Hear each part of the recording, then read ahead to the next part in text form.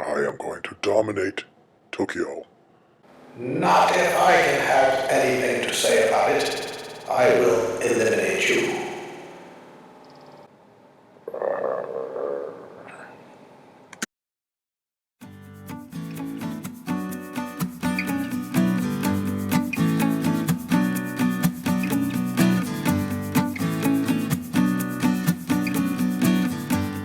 Hi, I'm Dave. When I get together with family, we like to play tabletop games. And one of our favorites is the dice game, King of Tokyo. Let me show you how to play. King of Tokyo is made by ILO Games. It's for 2 to 6 players, ages 8 and up, and it takes about 30 minutes. Now, you could stretch that 8 and up a little bit. This game does have a little give and take, so consider that when you play with your children. Let me show you how to play. King of Tokyo is a dice rolling game. You win in either of 2 ways. Be the first player to get 20 victory points, or eliminate all other players by reducing their health points to 0. That is, you're the last monster standing. So let's set up the game. Place the Tokyo board in the center of the table. Notice there are 2 circles. There's the city of Tokyo and Tokyo Bay. Tokyo Bay is used when there are 5 or 6 players. If there are only 4 players, you use only Tokyo City. And if you're playing with more but they get eliminated down to 4, then you stop using Tokyo Bay. Each player takes a monster, a stand, and a monster board. There are 6 monsters: the King, Gigazor, Mecha Dragon, Space Penguin, Cyber Kitty, and Alienoid. Each monster has a base, so put the base on so they can stand up. Each monster also has a player board. On the player board are 2 wheels for keeping track of victory points and health points. Set the victory points to 0 and the health points to 10.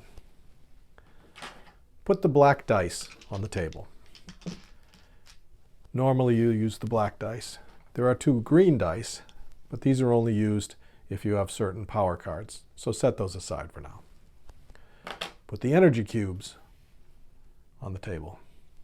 You can think of these as money for the game. You use them to buy the power cards. Shuffle the power cards and deal 3 face up.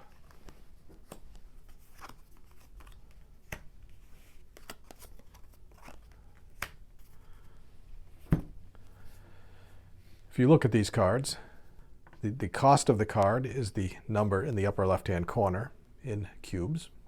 And at the bottom, you'll see either discard or keep. A keep card is one that's a permanent ability for the rest of the game. A discard, you take that ability or bonus when you buy it, and then you discard it. There are also some of these tokens, but these are only used with some of the power cards, so you can set those aside for now. So now we're ready to start. Player turn consists of 4 steps. Roll the dice, resolve the dice, enter Tokyo, and buy power cards. Let's look at each one of those. The first is roll the dice. King of Tokyo is like a mashup between King of the Hill and Yahtzee. So like Yahtzee, you can re-roll any of the dice that you want up to 3 times. So let's say I re-roll this one. Let's say I re-roll these 2 again. So let's look at the dice and see what they mean. First, you'll see that there are dice with numbers on them. If you get 3 of the same number, you get that many victory points. For example, if I roll 3 threes, I get 3 victory points. If you roll a 4th one, you get an extra point for each one. So in this case, I'd get 3 points for the 3, plus 1 equals 4 points. 1, 2, 3, 4. Hearts represent healing. You gain 1 health point for each heart rolled, up to a maximum of 10, or 12 if you have a power card that lets you go to 12 points. You cannot heal from a die when you're in Tokyo City. The claw represents a smash. Smashes take away the health points of other monsters. Remember, this game is sort of like King of the Hill. So if you are in Tokyo, you smash all the monsters who are not in Tokyo. And if you are not in Tokyo, you smash the monster or monsters who are in Tokyo. And finally, there are lightning bolts. Take 1 energy cube for each lightning bolt rolled. Next, you enter Tokyo. If Tokyo is empty at this point in your turn, you must go into Tokyo. When you enter Tokyo, you get 1 point. If you're in Tokyo at the beginning of your turn, you get 2 points. You can only leave Tokyo after you've been smashed and lose a health point. So when somebody smashes you, you can choose to stay or to leave. And you remember, you cannot heal from the dice in Tokyo, but you can heal if you have a power card that gives you healing. And finally, it's the fourth thing in your turn, you can buy power cards if you have enough cubes. If you want, you can spend 2 cubes to remove all 3 of these and deal out 3 more. First monster to 20 points wins, or the last monster standing. Let's see how this works. I'm going to play a game with Gigazor. Let me reset him back to 0. Versus Space Penguin. Gigazor will go first. Gigazor rolls the dice. I think we'll save 3s. Hearts don't do any good because he's already at 10. Smashes don't do any good because there's nobody in Tokyo. So let's power cube. Third roll. Oh, there we go. Nice 3s. All right, the 1 doesn't do any good. So remember, we get 3 points for 3 3s plus an extra for that one, so we get 4 points. And Gigazor gets 1 energy cube. Tokyo City's empty, so Gigazor enters Tokyo City, gets another 1 point. And with only 1 cube, he cannot buy any cards. So now it's Space Penguin's turn. Space Penguin rolls the dice. We'll pick 2s.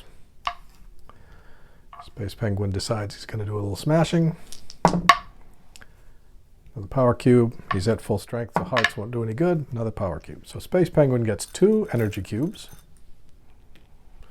He gets 2 points for the 3 2s. And he does 1 smash to Gigazor. Now at this point, Gigazor can decide whether he wants to stay or leave. But he's only down to 9 points, so he's going to stay. Again, Space Penguin does not have enough to buy any cards, so it's now Gigazor's turn. It's the beginning of his turn, and Gigazor's in Tokyo, so he gets 2 points. It's up to 7. Roll the dice. Remember, hearts he cannot heal while in Tokyo. So let's go for 3 points. Let's go for 2 points. Let's see if we can get another 2. Oh, another 1. No, he really wants 2. Oh. So he gets another power cube. And another 1 point for the 3 1s. Again, does not have enough to buy a card, and he's already in Tokyo. It's now Space Penguin's turn again. Space Penguin, 2 power cubes, 2 3s, another 3. So Space Penguin gets 3 points for the 3s, 2 more cubes. At this point, he could buy a card, but he's not going to. And now it's Gigazor's turn again. And basically, this is how you play until somebody gets 20 points or eliminates all the other monsters. So that's how to play the dice game, King of Tokyo. Give it a try. This is Dave, signing out.